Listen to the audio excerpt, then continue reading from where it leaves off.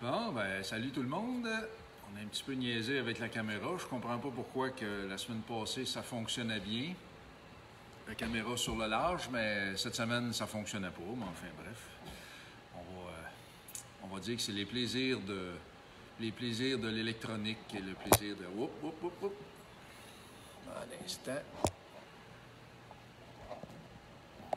À l'instant, on se réajuste.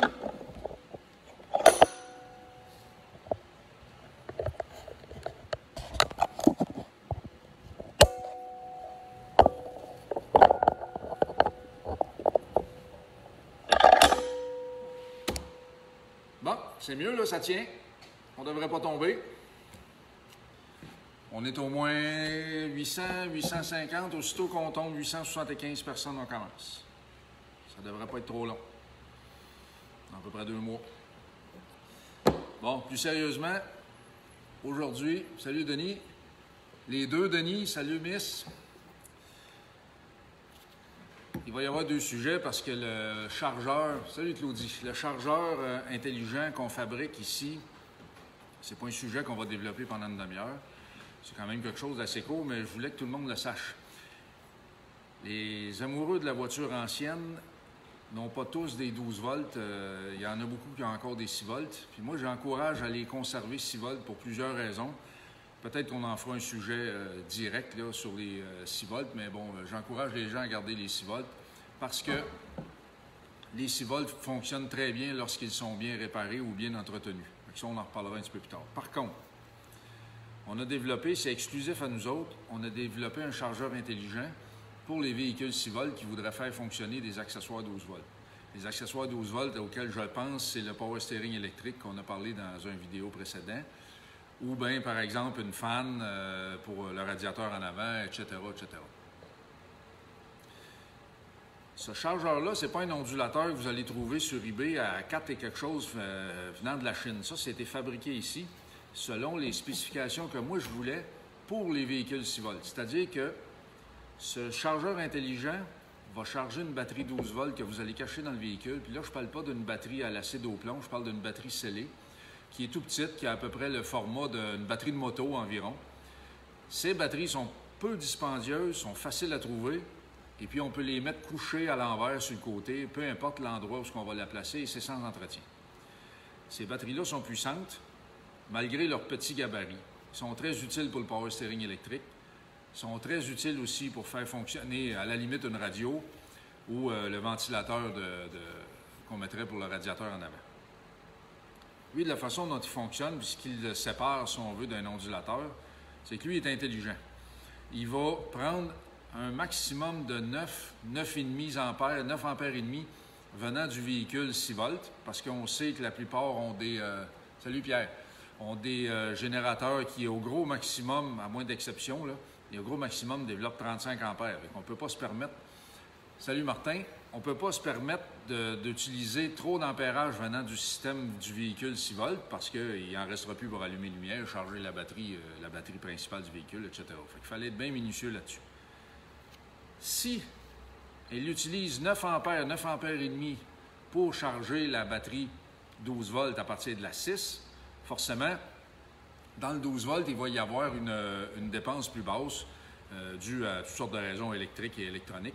On va se ramasser à peu près à environ 4 ampères, 4 ampères et demi pour charger la batterie 12 volts. Le chargeur, lui, une fois que la batterie est chargée, la batterie 12 volts accessoire, qu'elle est maintenant chargée, lui, il va baisser à 2 ampères ou 1 ampère et demi environ. Salut Monette! Monette Plateau, pour ceux qui ne le savent pas, là, qui regardent là, présentement, c'est ma belle-mère, c'est la mère de Patricia.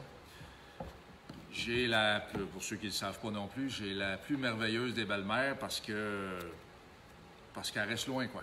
Non, c'est une blague. Elle reste en France, fait que c'est la blague, le running gag de toujours. On l'aime même si elle reste en France. Puis il faudrait que je dise aussi qu'on l'aimerait pareil, même si elle resterait ici au Québec. Fait que, elle a gradué. Bon, blague à part, si la batterie 12 volts accessoire que vous avez mis dans votre véhicule 6 volts est pleine charge, elle est chargée, lui, il va rouler à environ 1 ampère, 1 ampère et demi, 2 ampères maximum pour la maintenir chargée. C'est ça qui est intéressant avec ce produit-là, c'est qu'il va moduler selon la charge, selon le besoin. On a des LED qu'on a installés dessus. Les LED sont pour nous indiquer que l'émission est à on. Autrement dit que vous l'avez armé, vous avez tourné le bouton ou l'interrupteur, peu importe. Puis il y a un autre petit LED qui vous dit quand est-ce qu'il se met à charger. On a planifié une mise en route du chargeur 30 secondes après l'avoir mis en marche. Ça veut dire que le 30 secondes nécessaire à mettre le véhicule en marche, le chargeur n'est pas en fonction, fait qu'il ne viendra pas non plus drainer quel que soit le courant sur le véhicule 6 volts. C'est une de ces particularités intéressantes qui fait que ce produit s'installe directement puis il est fabriqué pour les véhicules 6 volts. C'est facile à installer, c'est pas mal idiot-proof et puis ça fonctionne numéro 1. Fait que ça, si vous voulez avoir des infos là-dessus, vous me revenez. On en installe plusieurs avec des cerveaux de direction, comme par exemple le pick-up Dodge qu'on est en train de restaurer. Il y a un système comme ça, puisqu'il est sur le 6 volts aussi. Et puis, salut Sylvie! Et puis, il est sur le 6 volts, forcément, ça y prend un chargeur intelligent qu'on a nous-mêmes fabriqué. C'est exclusif à nous autres. On a un dépositaire en France. L'autre sujet pour les dernières minutes qui nous restent. Hi Ben! Parce que je n'étais pas pour répéter rien que la même affaire tout le temps. C'était de parler des pompes à essence. Ça aussi, salut Jocelyn. Les pompes à essence, c'est un peu les mal-aimés aussi des voitures anciennes, comme par exemple les freins à tambour, les pointes. C'est quoi l'autre affaire que les gens n'aiment pas, là, les carburateurs, bon, enfin bref, le système 6 volts, là, principalement. Les pompes à essence aussi, c'en est une mal-aimée un peu, qui ont à peu près, généralement, à peu près toute cette allure-là. Ils ont souvent cette allure-là. Les pompes à essence mécaniques, évidemment, c'est comme n'importe quoi, ça finit par tomber en panne. Et puis la plupart du temps, la pièce maîtresse qui tombe en panne, ça se trouve être le diaphragme qu'il y a à l'intérieur, ou la membrane, appelez ça comme vous voulez. En général, en vieillissant, je ne sais pas si on l'entend, celle-là, là, mais ça craque un peu comme un biscuit soda. Mais celle-là, là, c'est triste, mais elle est plus bonne. Il faut la remplacer. Il y a beaucoup de kits disponibles pour les réparer. On peut presque toutes les réparer. Très rare les modèles où on ne peut pas les réparer. Mais bon, on finit toujours par y arriver. Ce qui est intéressant de la pompe, c'est que la plupart du temps, les gens ne savent pas comment elle fonctionne, même s'ils sont convaincus qu'ils le savent. La membrane est prise en sandwich entre les deux morceaux ici en aluminium. Évidemment, il y a un levier, on a deviné. Le levier est activé par l'arbre à cam du moteur ou à une autre pièce du genre. Et puis, ça fait une action comme ça. Ben là, jusqu'à date, ça va bien. Tout le monde va dire « Ah, c'est cool. La membrane monte puis elle descend, activée par le levier. Puis c'est comme ça que ça marche. » Jusqu'à un certain point, c'est vrai, mais il manque un peu de viande après l'os.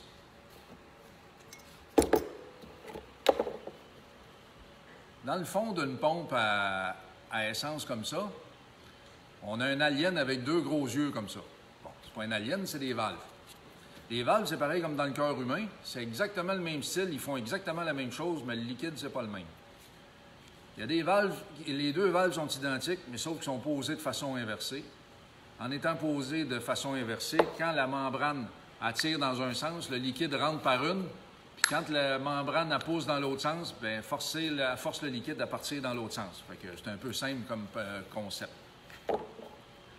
Ce que les gens ne savent pas en général de la pompe mécanique, puis en passant, c'est un bon produit, ça fonctionne bien, puis ça fonctionne longtemps,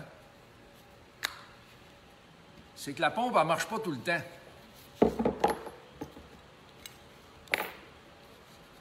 Là, moi, j'entends penser tout le monde sans exception, dire que si le levier est toujours activé, comment ça se fait que la pompe, elle ne marche pas? Je le sais, vous vous êtes tous dit ça.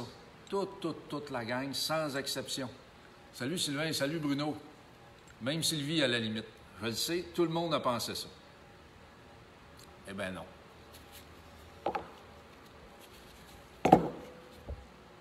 Au bout de la membrane, il y a un chaffre ici, puis il y a un trou. Le trou vient s'accrocher à l'intérieur En fait, c'est au bout. C'est au bout du levier. Il se trouve être placé ici. Et puis, qui tire là-dessus. Sauf que le pivot qui est là, on a notre crochet qui est là. Lui aussi, il est pivoté. C'est-à-dire qu'il n'est pas soudé entre là et là de façon permanente.